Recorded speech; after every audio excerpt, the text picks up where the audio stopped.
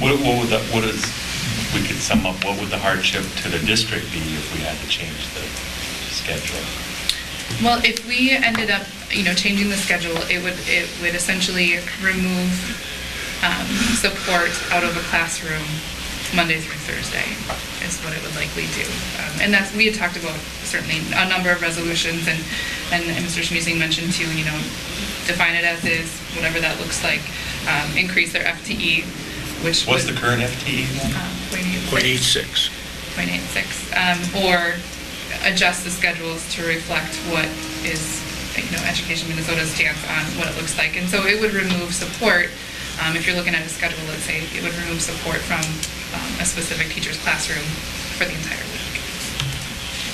Do we know how much the FTE would have to be increased? I don't know off the top of my head, but 90 minutes a week. So. Would still be less than... It'd be slightly less than 1.0.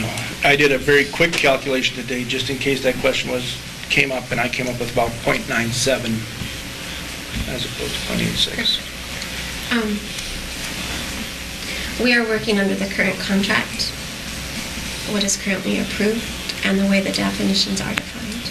And we need to remember that that's the way we work as a board, because we're policy makers.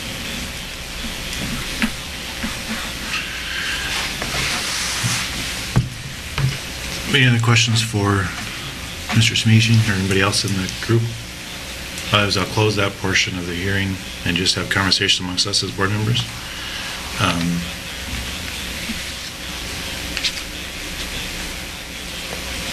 What I struggle with is we want to be more in front of students, but we're choosing when we want to be in front of those students. It seems awkward to me that I'm in front of students. I want to be in front of students, but I don't want to be in front of students doing this. But yet that's what I'm hearing from Education Minnesota, is that there's too much student contact time under their current 0.86 agreement. Am I interpreting it the way everybody else is hearing it, or no? Liz, do you know when did this first? It seems like we would have. Did this assessment tool just start in the last month, or did it start in September? It started in October. Yeah. So, when did this first be brought to your attention? In October. It came up. The initial discussions happened with the principals regarding it, and then it became a full-blown grievance, and so then we processed it from there. So then it was the conversation with the principals, and I was also involved. And that's when we did, yes, we are off a few minutes in certain categories, so we adjusted the schedules, resent them out, and I think that was in late October, early November, somewhere in there. And so that was adjusted. So they've been working under that schedule since that point, but the discrepancy is still over that progress monitoring and us considering it generally. Was it okay at that time when it was adjusted? That part was good, but certainly not the progress monitoring. But I've also heard, and maybe you can help me with that too, is that Education Minnesota is part of our local chapter. Is that their name? Well, Education Minnesota Willmar. Right, and then they're also part of the Minnesota Federation of Teachers. Is that correct?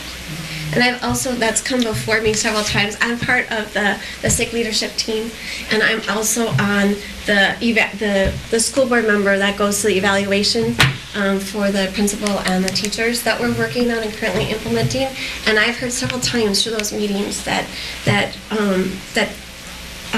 Minnesota Federation of Teachers understands that in order for our schools statewide to get out of this focus and priority status, that they are willing to support the local schools in what they need to do. And so we have a current contract. They are part-time teachers. There's flexibility built in to meet the needs of the district. And so I'm hearing from various points that the district has this ability to have that flexibility at this time. Going forward in future contracts, I can see where that can change, and there can be clarity in definitions and assignments, but today that clarity just quite isn't there for me personally. I don't know about the rest of you. I am one person, but I did want to share that with you, that I have been hearing that due to my participation as a board member on the SIG leadership and also through my principal and teacher evaluation meetings. Liz, walk me through this just a little bit. I see the official, I'm just kind of looking at this paperwork here. The grievance was officially filed on 10/29 of 2012, according to... And 100%. So did we try to, this was filed after we tried to a schedule adjustment? Is that when that? I can walk you through the timeline if you'd like. If you would, please, Mark. Okay. Thank you. All right. In September 2012, the teachers were given their original schedules, and they worked that until 10/24 of 12. At that time, the district proposed a change to their schedules, and I was contacted. I read the contract and performed a calculation to determine the number of minutes a .86 FTE should have for prep, student contact, and general duty time based on taking .86 of what a full-time teacher has for these designated categories of time. Okay? Okay. After that meeting with the teachers, we found that we disagreed with the way the calculation was done by the district and how the minutes were determined. When the calculation was done, I had interpreted the contract as I had interpreted the contract. It was found to be exactly the same calculation as was used by the former HR. We met with principals to discuss this and they gave us new schedules. These schedules had an excess of student contact minutes for a .86 FTE. We informed the principals that if they implemented this, we would be filing a grievance. They implemented it in new schedules and informed the teachers that the expectation was that they follow the new schedules, which is what they have been doing. On the 26th of October, we received another new schedule, but there still were disagreements. On the 29th of October, we received another new schedule, but again, there were still disagreements. And then we met for the level 1 grievance, and I don't have that date written down. But it was within a week of that, or two. Okay. Thank you. So we adjusted the schedule 3 times. The schedule was adjusted 3 times before the grievance was... No. After. After, okay. Well, after we said we would be filing the grievance. Okay. And then after the filing, it adjusted once. Right. In November 30th. November 30th. And because we're here, we're still not in agreement yet. Yeah, see, in the first few schedule adjustments had to do with the percentages. Okay. And then at the level 1 grievance, we kind of agreed with what the percentages should be. All right, but now, the way that was adjusted was by defining general duty time and student contact time differently. Okay. And actually, we were out of whack with the amount of prep, correct? The amount of prep time, we actually had more. In the prorated. initial schedules, yes, you had more prep than Yeah, we had more required. prep. So I pointed that out. I'm trying to take devil's advocate. Did anybody come forward and tell us that we offered more prep time? just wondering if Nobody did. there's an I'm not extra sure 10 minutes a anybody day did the prep time. calculation either, Shouldn't have been there. to be honest with you. Nope, Which nobody would did. equal 50 minutes a week if it was 10 minutes per day. Other comments, concerns, or statements, questions? Based on what I've shared, I will make a motion. I mean, we can see if there's a second, but I will make a motion to deny this grievance. There's a motion to deny the level 3 grievance for the Title I teachers. Is there a second? Well, for discussion's sake, I'll second it. On to discussion. I know it's probably all in wording, but I keep coming down to the general duties and general duty time. What I'm hearing is a desire for more general duty time. But on a Friday, if I understand that correct, based on what I'm seeing here, that would mean a Friday's general duty time would be in excess of 3 hours. Yeah, and that's normally things are spread out evenly throughout the week, but because of the way the district is handling the prep time of their...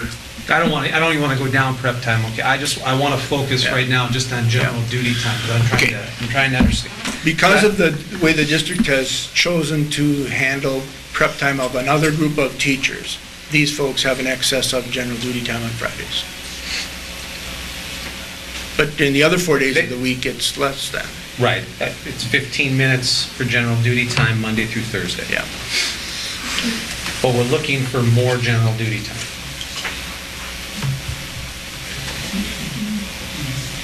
We're not looking for more general duty time?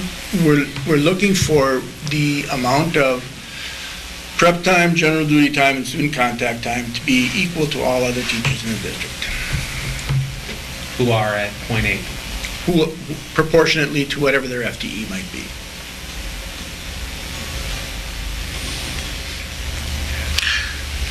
Hearing that makes me go back to what Linda said and saying, I can't disagree with that theory, but the contract that's in place says, here's what was agreed to. So if something needs to be adjusted, then that has to go into the next contract or the next negotiation, saying if the goal is we want it proportionate, then let's put that in the next contract and make it proportionate. I respect that, but to say. I think it already says that. Not in the language we were given Or under what you- section 12. Or what you read. And I've read this. Part-time teachers will be compensated at a rate commensurate with a full-time teacher's student-related responsibilities in accordance with the site at which the part-time teacher will be teaching. A prorated amount of preparation time will be included, as will a prorated amount of general duty time. So in the article. So they're being paid for that time. Is what I'm hearing that statement saying if a teacher gets an hour prep time and a part-time teacher gets a half hour, we're going to pay you for a half hour. And if a teacher gets an hour of general duty time and you get a half hour as a part-time teacher, we're going to pay you for that half hour of general duty time. I'm hearing the compensation is equal or parallel with the percentages, Yeah. not the amount of time for those duties. Well, that would be, I guess that's open to interpretation. Most contracts are. And that's why we're here. Part-time teachers will be compensated at a rate commensurate with a full-time teacher's student-related responsibilities in accordance with the sites at which the part-time teacher will be teaching. A prorated amount of prep time will be included, as will a prorated amount of general duty time. To me, that sounds like if you're a .86 teacher, you should have .86 of whatever a full-time teacher has for general duty time. What's our prep time for a full-time teacher? 56 minutes. And we're at 50 minutes right now. So .86 of 56 minutes. If you what? If you take .86 times 56 minutes, I think it's 50. It's Yeah. close enough for a town this size. Okay. Other discussion? There's a motion on the table and a second to deny the level 3 grievance for the Title I teachers. Further discussion? Hearing none, all in favor say aye. Aye. Opposed? That action item carries. The level 3 grievance is denied. Thank you for your time. I do appreciate the discussion.